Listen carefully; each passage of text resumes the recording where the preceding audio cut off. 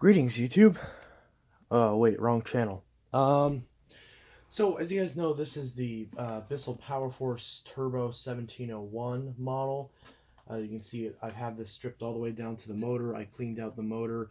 I already reinstalled this middle section. This middle section was the end, as well as the part that holds the motor with the switch, is the only part that I didn't actually wash and tear down.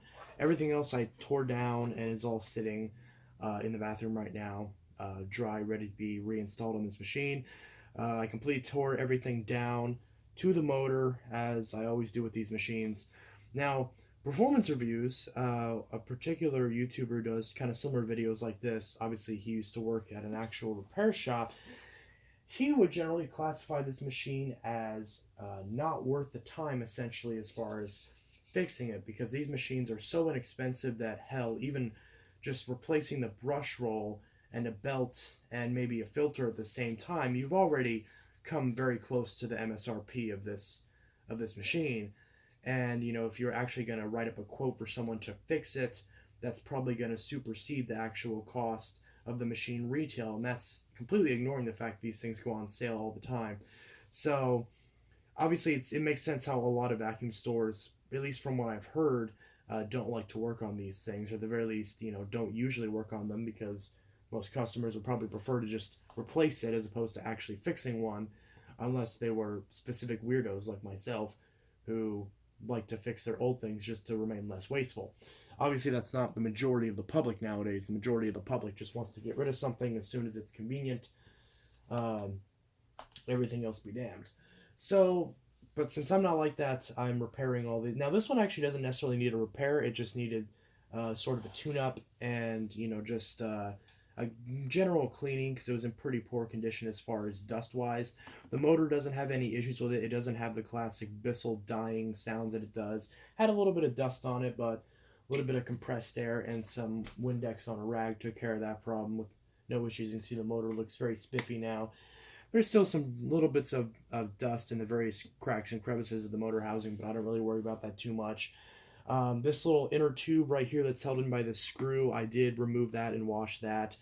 I sprayed some cleaner down this tube as well, the tube that goes down into the Cyclone, or into the motor, similar to the original Clean Views.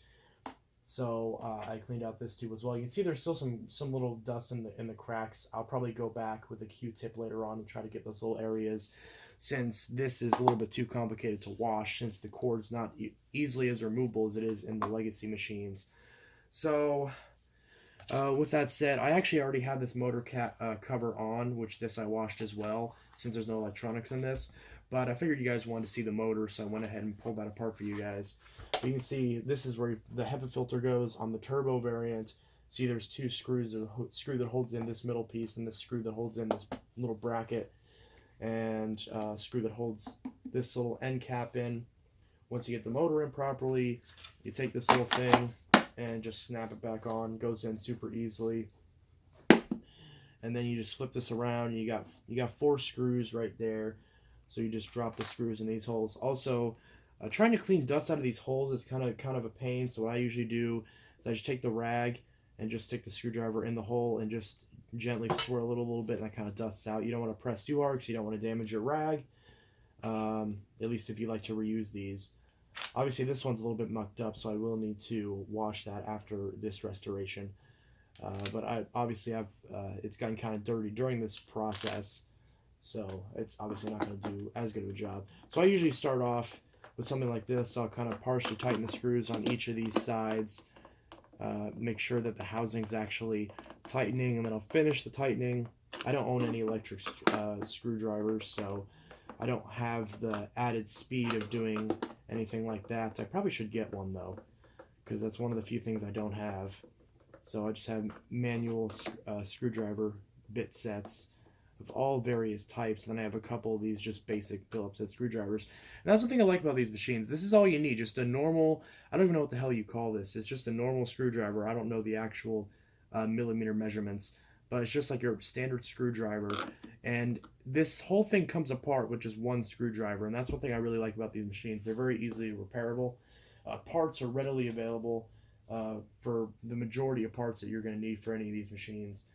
And so even though they're very inexpensive, and as a result pretty much ruled out as not very not very cost effective to repair, at least in terms of when compared to the retail price, there's still something that you can actually repair, and I particularly enjoy that. And because even compared to something like an Orac, which I think newer Oracs use different like T-bits to if you want to remove the motor, which is kind of interesting. You can see I already kind of sprayed all this down kind of off camera. Again, I don't know what solution some of these other vacuum repair technicians use, so I'm just using Windex.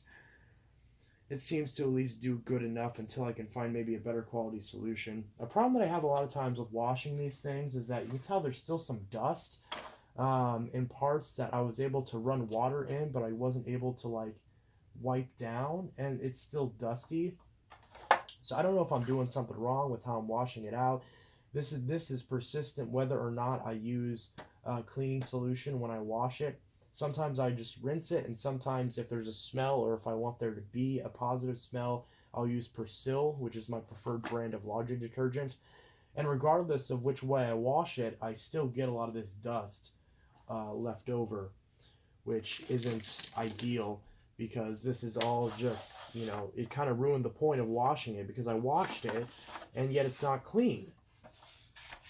So that gets kind of frustrating after a while, especially when, if you have people who are, finicky about this sort of thing, which I know most people are. Most people that I would probably sell this to would never look at the bottom of their vacuum cleaner, but I still like to take some pride in my work if I'm going to resell something that I quote-unquote refurbished.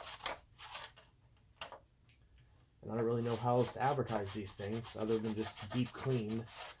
And again, if there's spots missing, then that doesn't look very good on your part, does it? But thankfully, this front window is cleaning up pretty well as well. I actually do like this, how this is all just part of a standard molding. It's not like the older units where you have a separate piece that clamps into this, because that's just another thing that will often rip and crack through. Whereas this, plus it also just adds unnecessary weight. Now, the good thing about that is that on the older units, that actually reinforce the base. So if some abuse happens to the front of this base on these newer units, this probably will snap and break. Whereas with older units, these were very durable.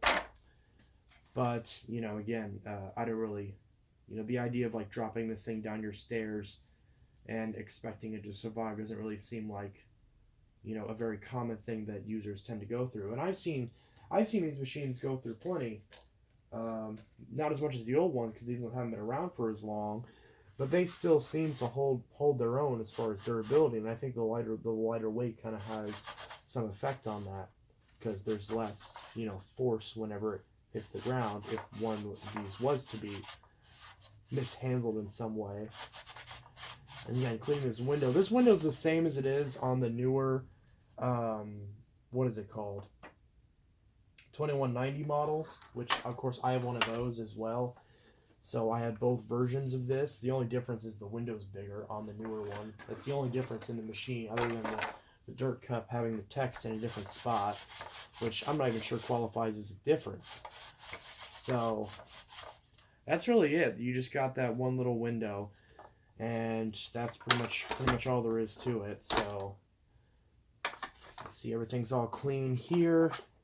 So we can go ahead and pop this on, just like that. And you got this little stopgap filter right here. I don't know if this is still in frame, but you got this little stopgap filter right here. This is like as part of the suction release valve.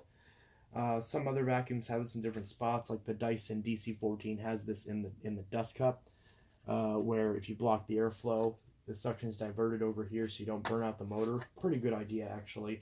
Every time I get one of these machines, this is always covered in hair and just clogged up really badly. So you can tell it's from the people who abuse their vacuums, because they're allowing their vacuums to get plugged up enough to where this actually ends up being a significant trapper of dust and dirt, when it's just supposed to be a bleed valve. It's not supposed to actually trap any particles, obviously, because there's nothing there.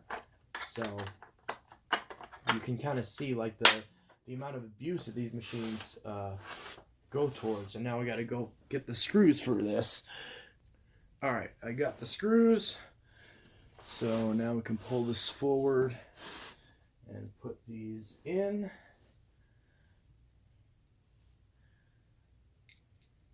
So, of course, to hold on the base, this is identical to the old units. You got 2 screws on each side, just 2 little brackets, and there you go. You can hold the base on just fine. So that hasn't changed at all from the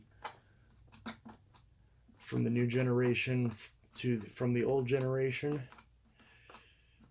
So again, just put all these screws in, and then you're good. All right, so we got these 4 screws in.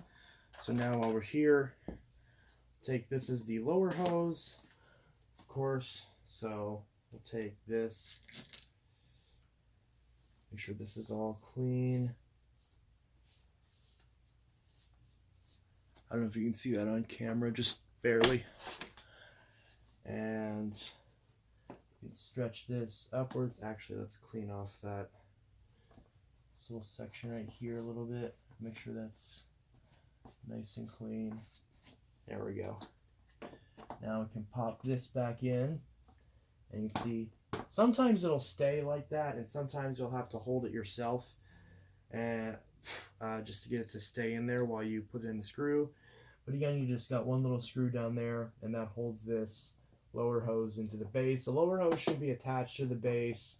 Obviously, if it's not, if the lower hose is cracked, if your lower hose is cracked and you need to replace your lower hose, just pull it off of this little space right here, or there's also this little plastic piece that slides out. See that right there? Can you see that? Yeah, this right here. So I don't know if these replacement hoses will come with this extra piece that you'll need to slide in, or if it's just the hose itself. But either way, you can kind of figure out how that goes in there. This obviously just slides off and slides back into these little catches. If you don't pinch yourself, then this little hose can just pop off as well. So regardless of which part you need to replace or both, just that, and then this one little screw, and you can pull the hose right off. So if you manage to rip or crack through this hose and you order a replacement, that's how you would replace that hose. So that's taken care of. So now we can focus on the bottom. So this would be if you need to replace a belt or brush roll. One thing I've realized is hopefully these videos, if I do a video on servicing a machine like this, then I can cover all the bases. So if someone needs to replace a hose, a belt, a brush roll, filters, whatever the case may be, hopefully I can cover everything in this video during the process. So that way anyone watching this knows how to do it. So obviously if they have the same vacuum, obviously because this is on that vacuum, then if they change their belt and they also have a problem with their hose or their tools or whatever, or their filters, hopefully this video will solve that problem as well. Since it's kind of just all in one, is showing me just kind of showing everything apart and showing how to service everything. Alright, so the next thing that I got to put in is actually the height adjustment dial. So this is one thing. On older models, this went in through the back. On these newer models, this goes in through the front. So you just kind of twist this around until it goes in, and then I just twist it until it's on the middle position. You can see right there, it's on the middle position. So of course, whenever I vacuum, I leave it on high because these are high pile carpets. But for the sake of servicing, I always put it in the middle whenever I give it to the customer, or whenever I sell it, just because that's usually how it appears when you get it first out of the box. Again, I want to wipe this down one last time and make this clean as I can get it. Obviously, this isn't going to be perfect, but at least as clean as I can reasonably get it. Of course, the moment that this is used by someone, it's going to all get gunked up again anyways. But I still like to take pride in my work. Nothing wrong with that. Especially after I've had like one instance where I mistakenly sold a vacuum to someone, and I had 2 of the same vacuum, and I ended up giving the person the one that I didn't refurbish when I advertised the refurbished one. Basically, I just grabbed the wrong one whenever I left, and by the time I realized this, I had already sold the other machine. And so I realized that I sold 2 refurbished machines, but only one of them I had actually serviced, and they were the exact same model, so I missed it because I didn't take a good enough look at it before I delivered it. And now I'm trying to get that resolved So I'm trying to make sure I do a good job of these refurbishings. Just in general, I generally make sure to refurbish these up really nicely, and I've had a lot of people really appreciate whenever they get one of these machines from me, because I generally try to make these look as new as possible, realistically, of course. You know, obviously, certain scratches aren't going to come out, certain wear marks aren't going to come out without completely rebuying all new parts to the machine. And at that point, you know, you might as well just buy a new vacuum. So, again, this brush roll is another example where my back is killing me. So another brush roll is another example where I wash this, but you can tell it looks pretty grungy. So I'm just gonna give this a nice little wipe down. You can see the dirt coming off of it. Sometimes it doesn't come out. Sometimes these things are so dirty they just don't come out right in the wash the first time. That does happen occasionally from time to time.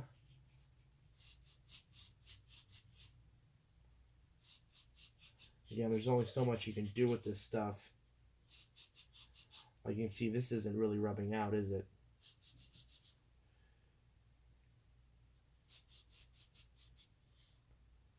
Probably doing this with a clean rag would be a little bit more effective. So you can see that where it's actually showing the original black color now.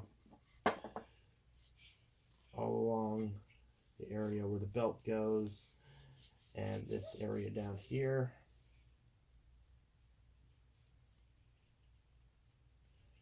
And on this front as well. Again, just kind of cleaning this whole thing. Is this even in frame? Might not have been. But you get the idea. Just kind of wash this whole thing down. Wipe it all down. Get it as clean as possible. Realistically possible. Another thing is you want to test to see if it spins freely. Now this one actually spun a lot freer than it did before. It's not bad. It does still spin. Yeah, there it goes. So you just need a little bit of encouragement. So you want to be able to spin it freely like this.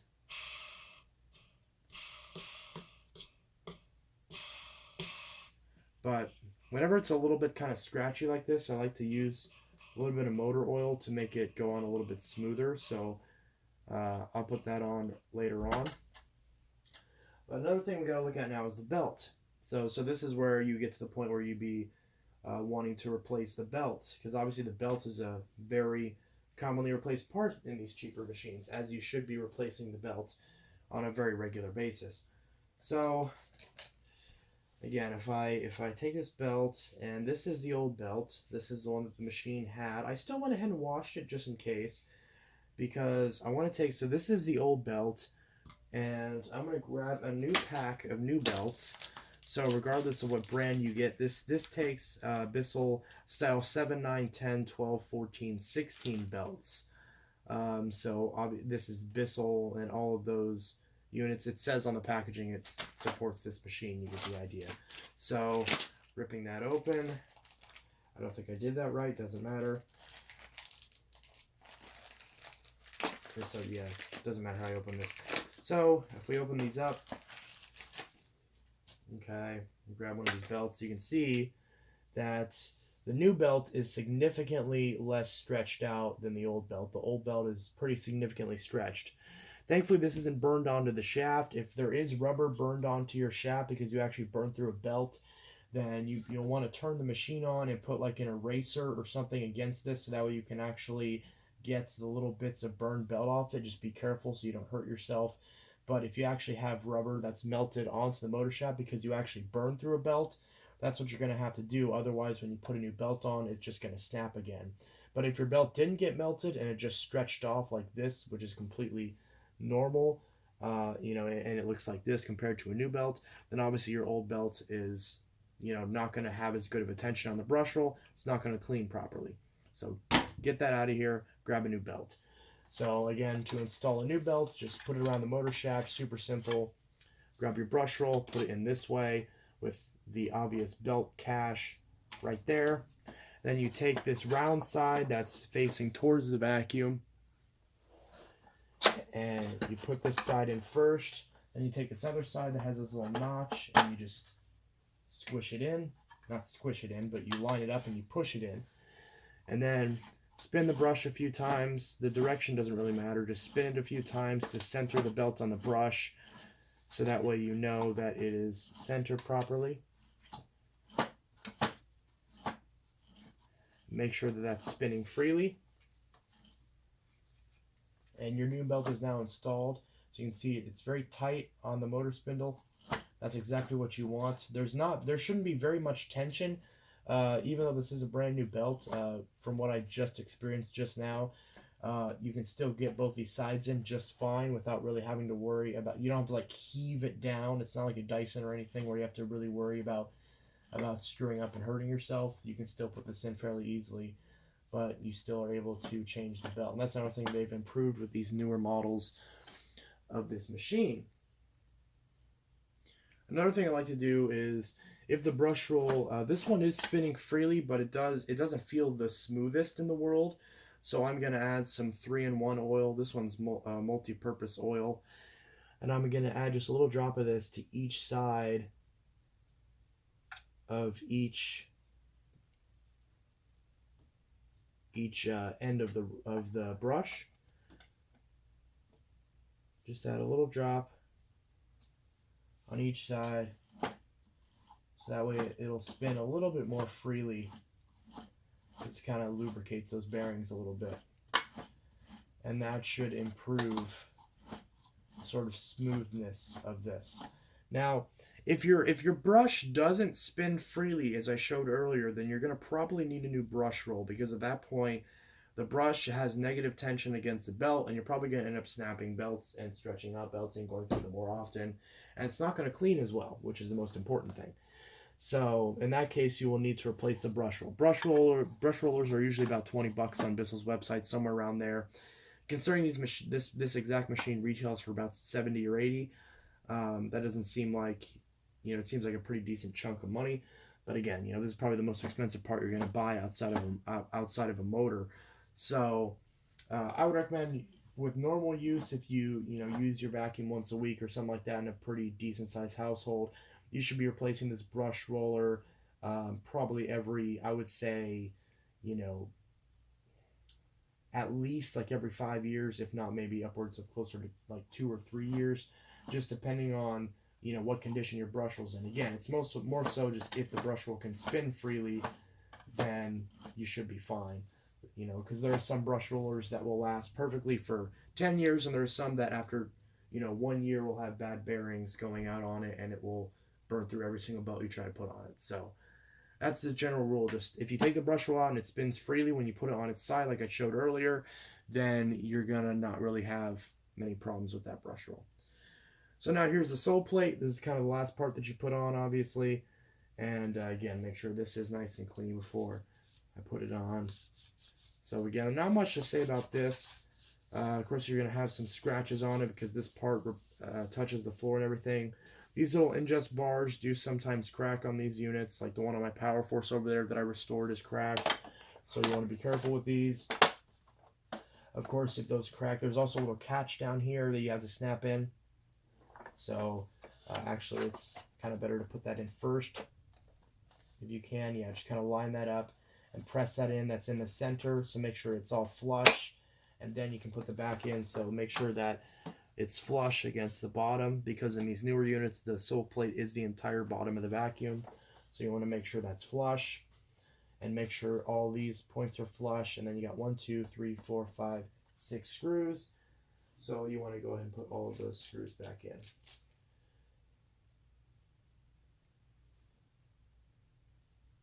There we go. So just install those 6 screws. If you have one screw missing and you have to decide which hole to sacrifice and not put a screw in, do this middle one, because you do have the clamp down there, and that should be okay. My Power Glide Platinum's missing a screw there, and it behaves just fine. If you're missing any more screws on the bottom or any other part of the machine, just go ahead and buy more screws.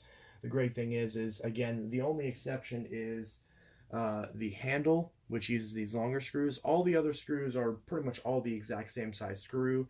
So if you need to replace the actual screws, they're literally like $1 or $2 on Bissell's website. So if you need to get more screws, just go there and pick them up. I've done that in the past. Or if you have a local repair shop, a vacuum repair shop, or any kind of parts warehouse that can sell you parts, especially if it's a local business, support them as well. Always support local businesses, especially local repair businesses, especially with things like right to repair going on, whether it's vacuum cleaners, cell phones, washing machines, cars, what have you. Right to repair is very important, and us being able to repair our own products that we pay good money for, I think, is a very important thing that we should support legislation in support of. So with that little tangent out of the way, we got that handled. So if you want to replace your brush roll or your belt, that is covered. And now here's the main sort of meat and potatoes of the machine. So now I just got to grab the rest of the parts and install all those. Alright, so I got the rest of the parts here. So we can go ahead and put the rest of this back together. So the next thing that we're going to go ahead and, let's see, we've got all this stuff over here. So next thing we're going to put on is the Hepa Filter Lid, which is, let's see, so it's this little thing, and then this little doodad is the Hepa filter, so, or the Premotor filter. It's not Hepa at all, but this is the only machine where you can actually have access to the Premotor filter without completely disassembling the machine, unlike the standard bagged and Helix variants. So that alone is a good reason to buy this over the standard PowerForce. If I can remember how this goes in, yes, it goes in like that. And so you make sure to get it into these two little clamps right here. A little bit of dust that I missed out on. Wipe this down one more time.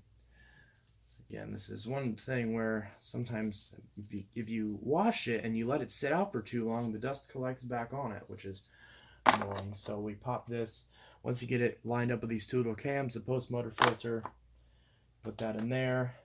See, it's got this little notch that you line up towards the back, snap it down towards the Bissell logo, and then when you want to remove this filter, you click it back up. So this little caddy is what goes in, and then this little caddy also is what the bin sits into. So that's what that sits into. And next, we turn this thing around, and we have the lower cord hook, which this just goes in like this and snaps. You can see now there's a lower cord hook. This little bit is supposed to be facing upwards because that's where the extension wand and crevice tool go. So next, we want to grab the handle. And on this particular handle, for cleaning purposes, I took off the mount for the turbo brush.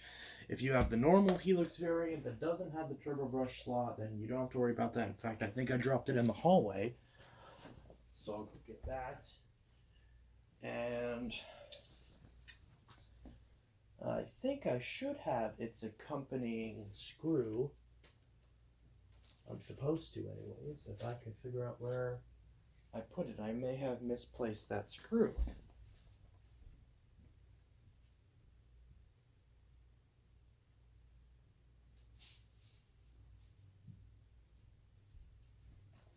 I did. Okay. So now we take this. This is the turbo brush holder. This pops back on. There we go. Just clips right in. I don't think it slides. I think it just, yeah, mostly just clips right in. Got a little screw right there. Am I doing this right? Is this? Yeah, this just pops in.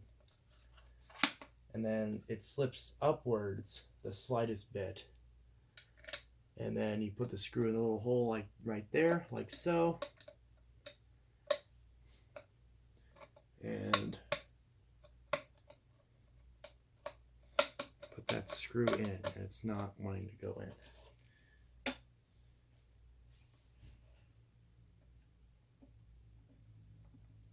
There we go.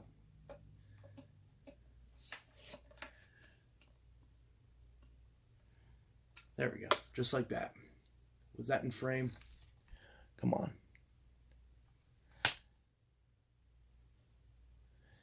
There we go. So now I want to take this just like this.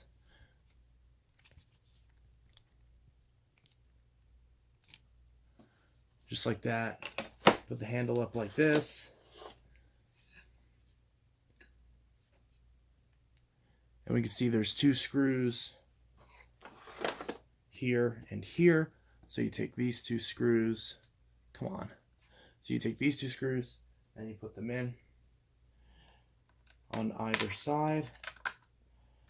And this is another thing that covers essentially basic assembly, because when you first get this machine, you have to put these 2 screws in. And this is the same for all the variants, whether it's the bagged, the turbo, the helix, the rewind. They all function the same way. They all have the same handle, basically. It's either just a version with or without a turbo brush in a few different colors. Whether it's, you know, blue, red, green, pink, orange, purple. And now the handle is on correctly, as you can see. So now this is on correctly. I'm going to go ahead and wind up this cord.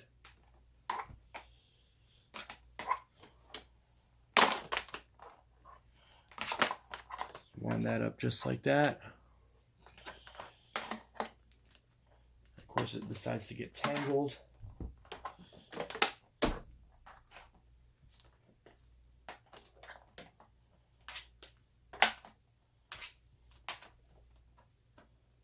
There we go. So that's just like that. And now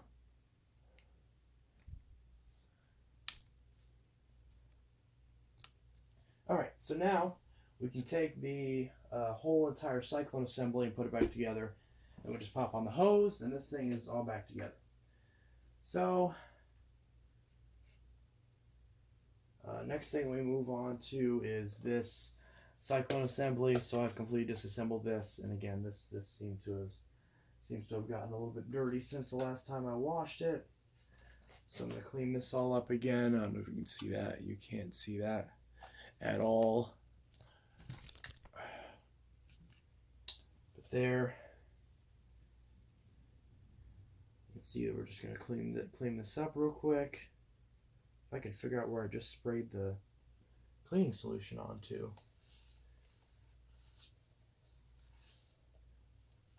Clean all this up. Just like that.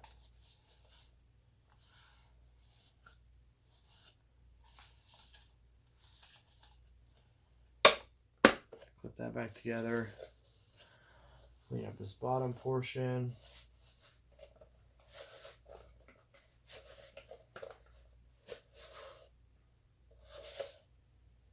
That'll do. So now I want to open this little thing back up, and this is where your Premotor filter goes. So if you're washing the Premotor filter, it goes up here.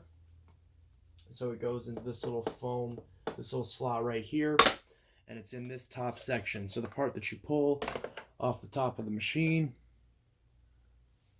that has the filter in it. So you can see right there it says pull for filter.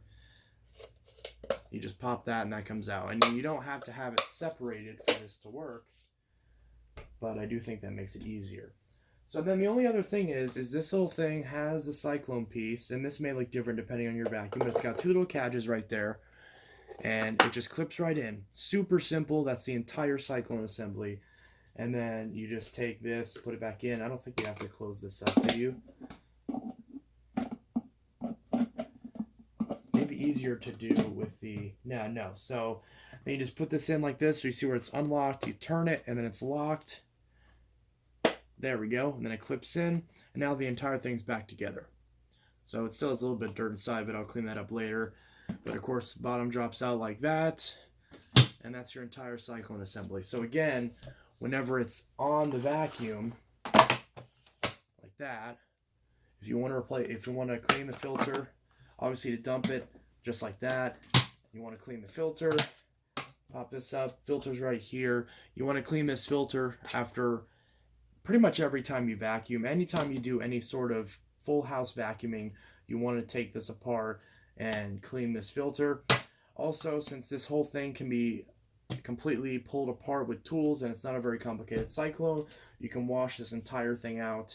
And I would recommend that if you're willing to, go ahead and wash this whole thing out every time you use it. Or at least every time you use it for like any major cleaning, like cleaning the whole house, or if you want to do it like, you know, once a month or whatever, however often you clean, then do that as well. So yeah, so that's pretty much everything. The only thing left is the hose. So of course that's the last thing I'll show, is putting the hose on this machine. So the last thing that you want to do for installing the hose is just put the hose in this little catch right here. This end, this little shorter end, just goes in this little spot right there. Turn it clockwise so it snaps into place. And then you should take this, snap it up here, push this down into the base, and the whole thing's back together. So that is that. It's the Bissell PowerForce Helix 1701, all back together. If I can. So as you can see, it's all back together and everything. So, and again, to show the model plate, this is the 1701 model. So that's me just putting it all back together after I fully washed it and restored it. And again, the way that I usually wash it is I can completely tear it down to the motor, throw all the non-electrical parts in a tub, rinse it all out with hot water. If it has a smell, or if I want it to smell nice, soak it overnight with some Persil, rinse it off again, let it dry out, and then put it back together. And of course, if I did the same procedure with this Bissell PowerForce 1739 as well, and you can see it's looking pretty good as well. And also to illustrate that if yours has the attachments, the extension wand and crevice tool go, first off, the crevice tool goes inside the extension wand like this. It does not stick out the other way. It goes flush in this way. And then the whole assembly snaps onto the back. I've seen some people where they leave the crevice tool sticking out and it doesn't snap on properly. And then of course, if your machine has the dusting brush, that goes right there. And the turbo brush goes in the slot up there. Obviously, if yours doesn't have that, then you don't have to worry about that. So yeah, that's pretty much that. As far as the Bissell PowerForce 1701 restored, and also my PowerForce 1739 restored as well. So again, with this, I could go back, and I probably will go back, and there's still a couple little nooks and crannies where I could take a Q-tip with some Windex and clean out those areas, but for the most part, it's restored at this point, and everything's good on it. So both these machines have now been restored, and yeah, there's kind of an unnecessarily long video, but I kind of wanted to answer pretty much all the questions that I could. Hopefully I didn't miss anything, so that way it's pretty clear what I do with these machines. And you can see I haven't even turned this thing on yet, and this little area is already fogged up, just completely fogged up to the point where you can't even really tell it's clear anymore. The bin still looks okay though, at least for now. So obviously I prefer a bag machine because you can just throw a new bag in there. It doesn't matter what this looks like. So, but yeah, you can see that's both those machines. Fully refurbished now. Again, refurbished as in cleaned, deep cleaned, stripped down to the motor, completely cleaned and clear and all that stuff. So